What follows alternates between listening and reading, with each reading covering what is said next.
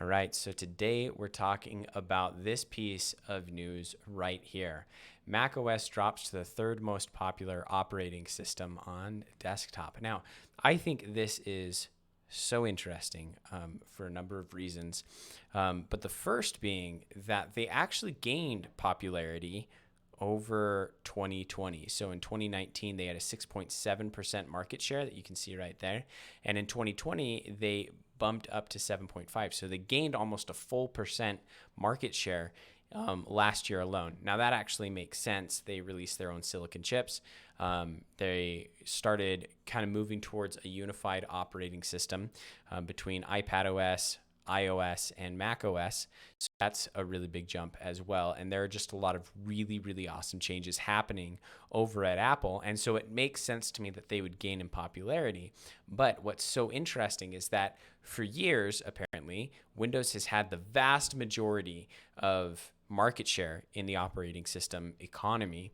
And they dropped 5% last year, nearly 5%, going from 85.4% market share to 80.5% market share in 2020. And then Chrome OS came out a big winner last year, going from 6.5%, which was trailing right behind Mac OS, you can see. It went from 6.4% to 10.8% last year, handing it a clear second place on the charts. Now, why do I think this is so interesting? I think it is so interesting because I think it's kind of, you could say it's artificially inflated, the market share for Chrome OS, because honestly, it wasn't growing nearly as fast until the pandemic hit and we all had to work from home. We all had to do school from home. And so that created this huge rush. And if you tried buying a laptop last year, which you probably did because of the pandemic and working from home and school from home and things like that, created this huge rush around laptops. Now, of course, the first laptops to go are going to be the Windows laptops, right? Because everybody knows that they can get some Acer or some HP or some Dell computer, right? And that's going to be very, very reliable. So those ran out really quickly. But then there were a bunch of parents. This is what happened, I'm guessing. There were a bunch of parents that were like, oh, I've got 3 kids and I don't want to spend $2,000 on computers. So what do? They go to the store and they buy the cheapest computers they can find, which happen to be Chromebooks, right? So they can get them for $200, $300, something like that. Just really, really inexpensive pieces of hardware. And they take those home and that's what your kids are using. Now, I did a video earlier that outlined just how awful Chromebooks can be, when you're doing work from home or school from home. And so I think that was a bad choice, generally speaking. And I think there are plenty of people that are feeling the repercussions of using a Chromebook as a main PC for school or work from home.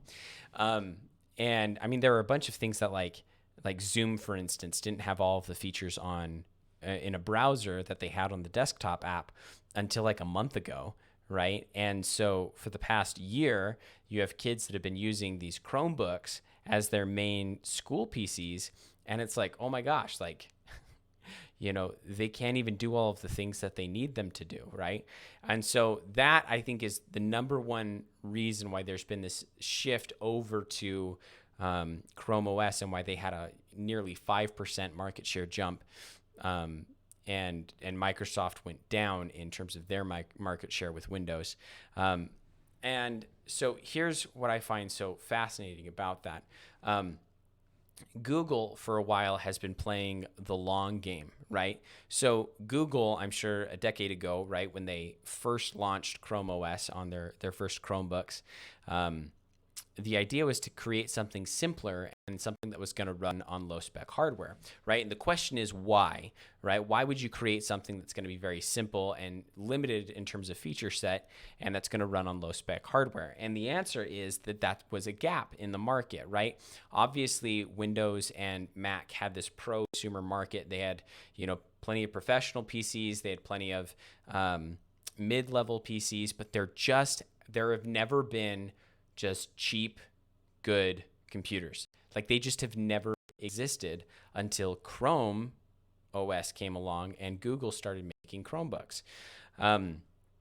And so Google is playing the long game here, right? And the way they did this is they created these low-end systems that could do enough, right, for a lot of people. And what they did is they started selling those to the education industry, right? And so you have a bunch of schools that for years now have been running on Chrome OS because they just, use a web-based application, something like Khan Academy or something like that, to do a lot of or Canvas even, to do a lot of their teaching inside the schools, right? And so now Chrome has this really big foothold in the education system. And so they've been able to mass produce these low-end computers. And so when there's a pandemic, when there's some sort of dire need for a bunch of laptops, Chrome's been able to slip in and take a bunch of market share from specifically Windows. But I'm sure they even, stole a couple of Mac users away along the way.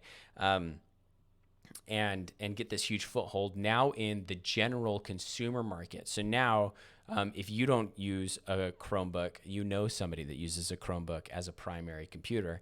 And unless you're using some sort of professional application, some sort of like you're in the music industry or you're in the film industry, right? And you're editing photos or music or video or whatever it is, a Chromebook is probably going to do you just fine for the most part, right? And so I think Chrome or Google has been playing the long game this entire time, coming in from the bottom, right? And now that they've got the foothold, you can see with the Pixelbook that they released a few years ago and re-released even just like a year ago, you can see that Google is now starting to make more advanced products, and they're starting to make higher end products, in the $600 range, in the $1,400 range. They're starting to make these more impressive products, right? And I think eventually they're going to launch their own full-scale platform, something that's more than just a really basic operating system. I think they're going to launch something quite a bit bigger. Right now, Windows, I'm sure, is very frustrated. Microsoft's very frustrated with Chrome OS, right? And so in response, they've launched Windows 10X. And if you've seen any videos on Windows 10X, it's basically Microsoft version of Chrome OS, very dumbed down, very not impressive in terms of a feature set.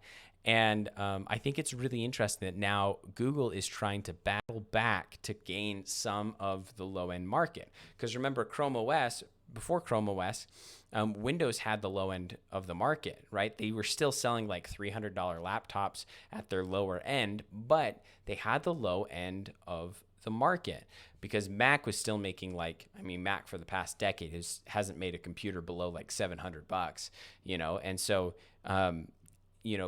Windows has had that low end of the market. Then Chrome OS comes along, they buy out the education system, and then they,